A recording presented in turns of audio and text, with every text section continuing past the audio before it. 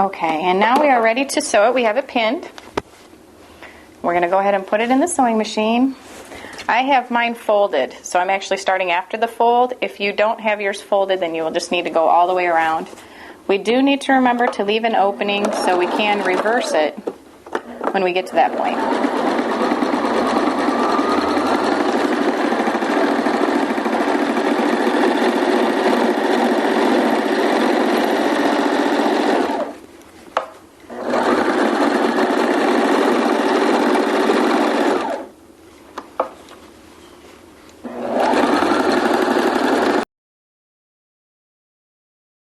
Cleaner edge.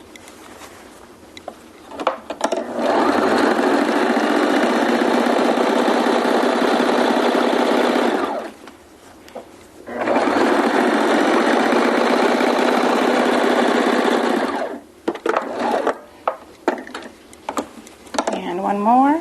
Now this is my last side, so I need to make sure I leave an opening. And I think the best way to leave an opening is just to stop right in the middle somewhere, back stitch, and then lift up your presser foot and just pull it a good 3-4 inches further down the line. Make sure everything's still lined up, and do a front and back stitch to lock it in place, and then go ahead and finish the rest of the way. And I like to put it in the middle there because then it folds in beautifully.